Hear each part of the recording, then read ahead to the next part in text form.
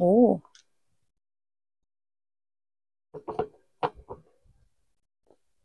parang may mga pasabog.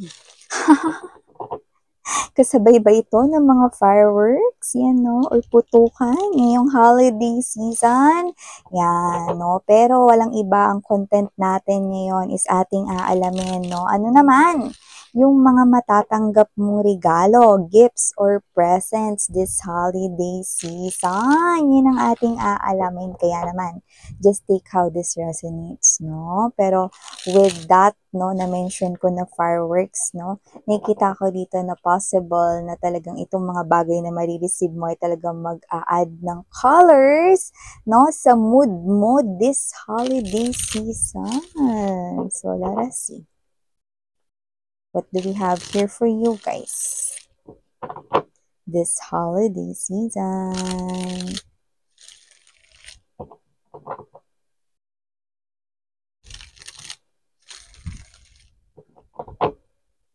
We have here the Queen of Swords energy.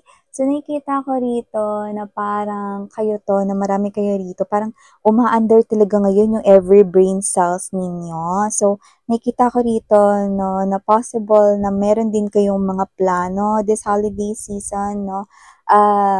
Possible rin na meron din kayo rito na parang mga pagganap, ganyan, no, or baka kayo mag-aasikaso, okay, ng mga parang pa-event, baka sa family yan, no, may mga ganun tayo nakukuha dito. But more likely, parang meron kayong mga iniisip dito. Siguro iniisip nyo ano ba yung mga ireregalo ninyo, no, sa inyong mga soul tribes, okay, or sa community ninyo, friends, family, ganyan, no. So, hindi naman kayo nagki-Christmas rush dito, no, but with the Chariot card energy, I do see, no, na parang, meron ditong mga bagay kayo na parang matik na nangyayari every Christmas or every New Year. Pero dito nakikita ko na merong mga bago. Okay? Parang may mga bago kayong matatanggap or marireceive. No? So, alamin natin yan. Kunwari ganito, every New Year, di ba, nareregaluhan kayo ng nanay ninyo ng tuwalya. Diba? Or every Pasko nireregaluhan kayo ng tuwalya ng nanay ninyo, no? So, baka this time, iba naman. Something new nakikita natin dito. So, let us see, you know.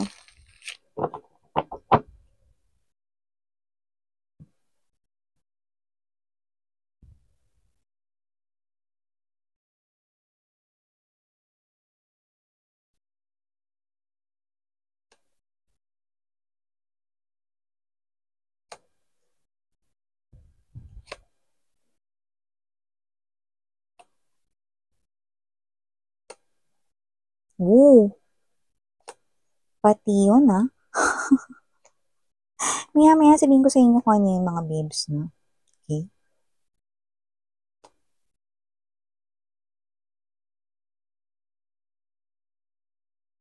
Wow! Bottom of the deck, 9 of Cups, 3 of Cups, and Ace of Wands. Beautiful energies ang nakikita natin dito. So, hi and hello there, collective. Kamusta kayo, no? And yun nga, ingat-ingat sa mga pupunta at bibisita sa kanilang departed loved ones o sa mga cemeteries, columbarium, yan, no? So, ingat-ingat, stay safe everyone. No? Dala kayong payong, yan, no? Para mainit or kahit umulan man, no? At least may panangga kayo sa anumang klima. Yan, mga babes. No? So, yun nga, mga babes, no? Galing po tayong gender here, by lalaki, LGBT, lahat kayo welcome. And yun nga mga babes, and kung hindi nyo pa knows, meron pa po tayong main channel, no, ang The High Priestess Tarot. Kaya kung hindi pa kayo nakatambay dyan, then pwede ninyong i-check, no, ang link ay nilagay ko sa description box ng reading na ito. So, meron tayo doon ng mga daily collective readings din. Yes, no, at meron din tayo doon na reading per zodiac sign. Weekly naman po iyon. So, sa mga nandoon na, maraming salamat po. And yun nga mga babes, no? Timeless din po yung ating energy readings. Wala rin po tayo ritong time period. Meaning to say, pwedeng ito ay tapos na or nangyayari na ngayon, no? Pwede naman na hindi pa, no? Pero ang ating content nga, something to do with ano ba yung marireceive mo ngayong Pasko or holiday season, kahit hindi eksaktong Pasko, no? Basta itong holiday season. At yung iba, nag-start na nga ito. Okay? Ito ay nagsimula na. So, with this, 8 of Wands energy, star, wow! So, meron kayo dito, no, na wish fulfillment na hindi mo nakikitang paparating. But with the star, it could be a promotion right here sa yung work or finally, marirecognize na rito, no, ang iyo ritong loyalty, lalo na kung sobrang tagal mo na sa kumpanyang pinagtatrabahuhan mo, kung saan ka man nagtatrabaho, yan, no? Or kung kayo man ay entrepreneur or business owner, no, possible na magkaroon rito ng recognition, okay? Kaya makikilala kayo ng mga more potential customers, clients, and buyers, no? Yan. At kung medyo maganda-ganda na ang takbo ng negosyo ninyo, no, it could also mean na meron na rin ditong gustong franchise, no, ng inyo rito na negosyo, no? Or parang gusto nilang i-expand yan, no? Kasi makikita nila dyan, no, ang malaking improvement or malaking changes, no, in a positive way sa iyong negosyo, kung negosyo naman yan. Wow, no? Something to do with related sa yung kaperahan yun, meaning to say plus, okay, recognition, no? Kumbaga parang someone acknowledges your skills, your talent, yan, no? So, iba pwedeng may talent kayo rito, no? And someone will notice that. Yung iba, mga babes, no? Baka ikaw pala mismo, no? Yung parang yan na mismo, no? Yung itsura mo na yan, no? Pang artista, no? So, posibleng ma-discover yung iba sa inyo, no? Maaring merong isang manager, no, na naghahanap rito ng new talent or whatever, no. So, possible po iyan, no. So, may mga ganon. Pero more likely, it's related here with your money. So, someone here will be recognized, okay? Career, job, negosyo. Yan.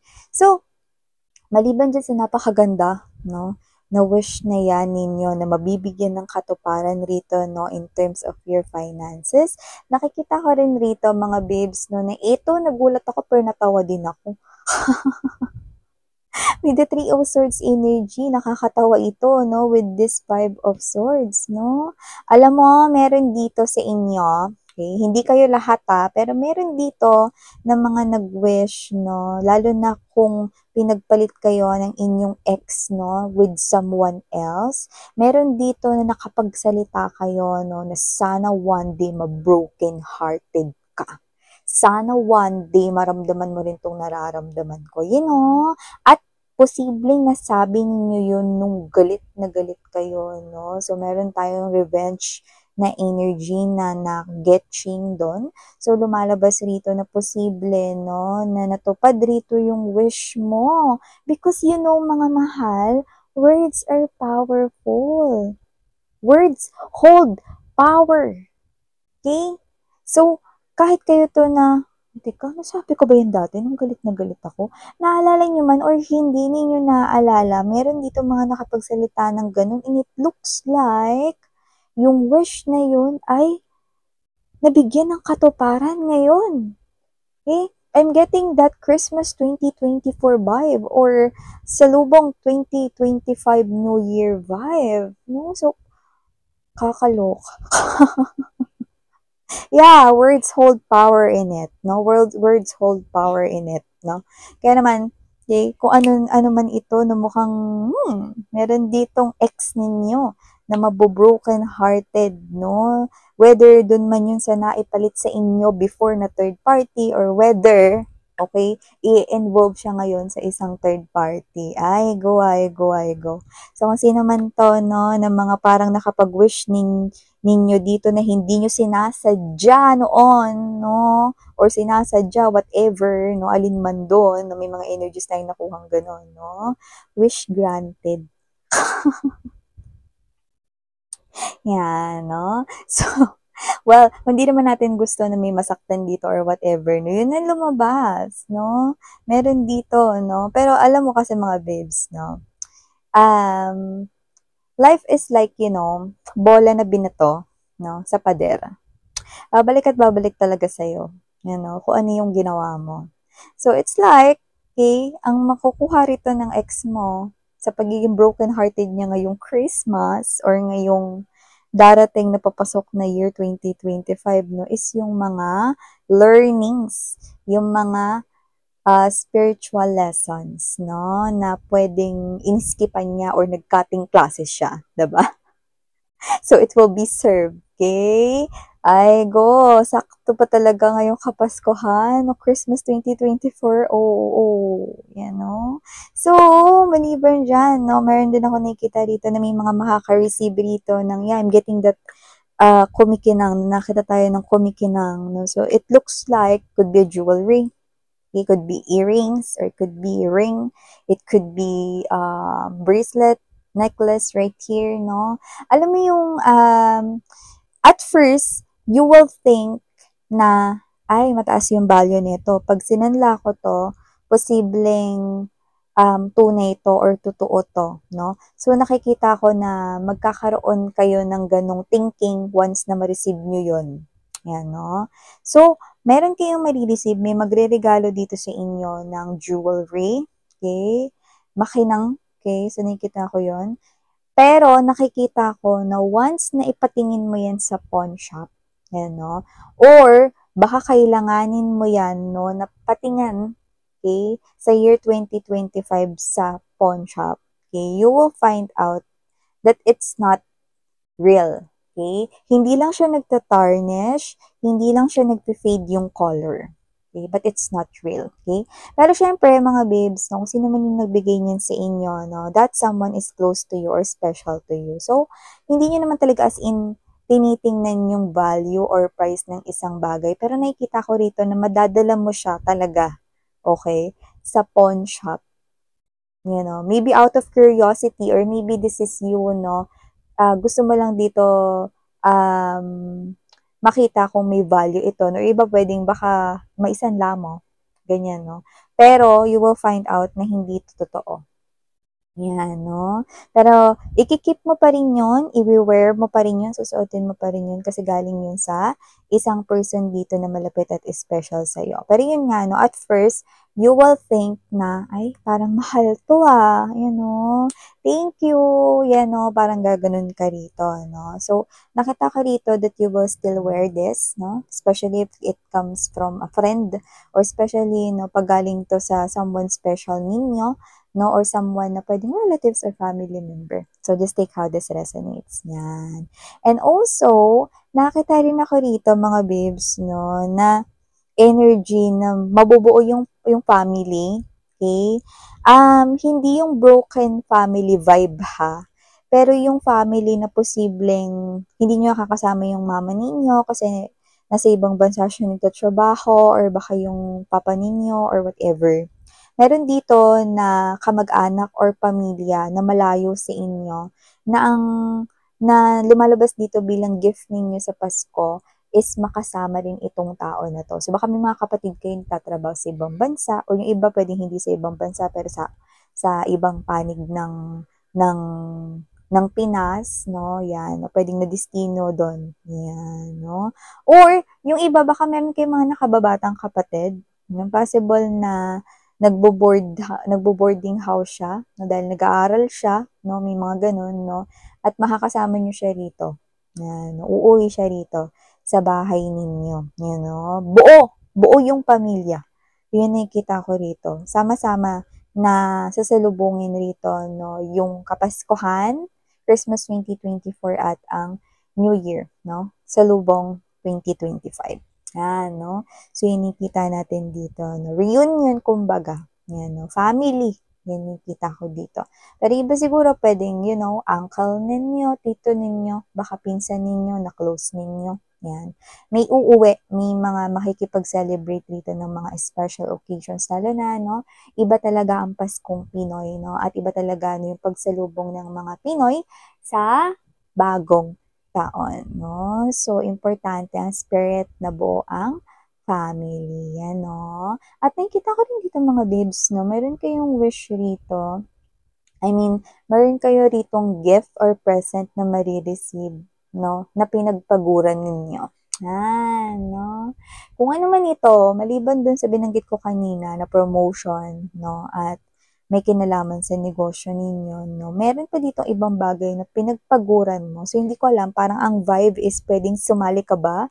Or may sasalihan kang isang patimpalak na taray lalim ng word patimpalak, no? Contest, gano'n, no? Ano man yan, no? Pwedeng singing contest. Pwede rin naman na arts contest right here or whatever, no? You will win. Yes. Mananalo ka dito, no? So, nakita ko dito that your effort right here, no, is bubunga, no? Magbubunga mga babes, yung nakikita ko dito. So, beautiful energy. Yan, no? So, nakikita ko rin dito mga babes, no? That with this Four of Swords energy, 9 of Coins, yan. Nakita tayo dito, no? Ng possible na parang pag-unwind, pag-distress, or baka bakasyon. Yan, no? Nakita ko rito ng posibleng bakasyon. Yan. It's like a gift right here. Pwedeng sa someone special na baka kayo ay mag-cruise, baka kayo ay mag-staycation, vacation together, no? Kung saan nakikita ko na kung gagastos ka man, less gastos lang. More likely, parang libre. Pero yung iba, libre talaga. So, possible na isa sa mga gift na ma-receive mo ngayong holiday season is yung gift of spending moments, no? And road trip ito, as in may pagbiyahe. So, maaaring ito ay posibleng relaxation time na rin para sa'yo dahil yung makakasama mo dyan ay ang iyong loved ones, no? Mapa-boyfriend mo man yan, mapa-special someone na hindi pa kayo pero papunta na rin dun. Or baka family mo or mga kalog mong friends. Yan, no? Yan. So, with this Nine of Cups energy, Three of Cups right here, Ace of Wands, nakikita ko rito, no, na merong magbibigay ng pera sa'yo. Taray! Okay? So, hindi naman kinakailangan may mayamang ninong at ninang ka. Sa'yo pa siguro ganun, no? Pero nakita ko dito may magbibigay ng pera sa'yo. Taray, may pera ngayong Pasko, no? At nakikita ko dito mga babes na hindi yan yung boss mo. Hindi yan yung 13th month pay or Christmas bonus, whatever. No? May magbibigay sa'yo rito ng pera. Yan, no? Baka parents ninyo, lalo na kung may students pa dito, yan, no? Meron dito magbibigay ng pera. Pero nakakita rin ako rito na posibleng lolo't lola or nanay at tatay mo. Kaya kahit nagtatrabaho ng iba sa inyo, okay, or nagtatrabaho ka ngayon, may matatanggap kang pera sa magulang mo. Hindi mo yun hiningi. Okay? Parang talagang laan yun para sa'yo. Okay? I'm seeing that, it's like, parang passbook kind of thing. Yan, no? So, parang inipon niya yun for you. So, hindi ko alam, may mga ikakasal ba dito? May magsisimula ba rito maging independent? Or meron ba rito na parang bagong panganak yung misis ninyo, no? Or magkakaroon kayo ng dagdag sa family or whatever, no? Parang talagang inipon yan ng mga magulang mo para sa'yo or talagang inipon yan ng lolo mo or lola mo para sa'yo, no? Kunin mo, mahal. Okay? Kunin mo, mahal. Kasi, talagang ginawa niya yan para sa'yo. Kakatouch naman, no? Alam mo yung energy na wag mong tanggihan na, mahal okay? Kunin mo. Kasi, buong buhay niinipon niya yan. Touch naman ako. Yun nga, no? So, yun nga mga babes na maliban dyan, nakita rin ako rito, no? Na meron kang tutuparin na isang wish, yan, no? Ng friend mo or either kamag-anak mo dito, no? Lumalabas rito na yung ireregalo mo sa kanya, yun yung bagay na pinapangarap niyang mabili para sa sarili niya. Yan. Someone very close to you, no? Or binabalak mo na talaga siyang bigyan nun, no? So, nakikita ko priceless yung galak at yung tuwa ng nakikita ko sa kanyang tatapakan niyang energy. Wow! So, ito yung mga gifts and presents na marireceive mo ngayong holiday season. Wow! No, hindi lang ikaw talaga yung ngumiti, no, may mga napangiti ka din dito, no. Thank you so much for giving me this opportunity, sweethearts. And ito na muna mga mensahe here for you guys. Saranghaeyo, ako po ulit si Yan. Annyeong, love and light!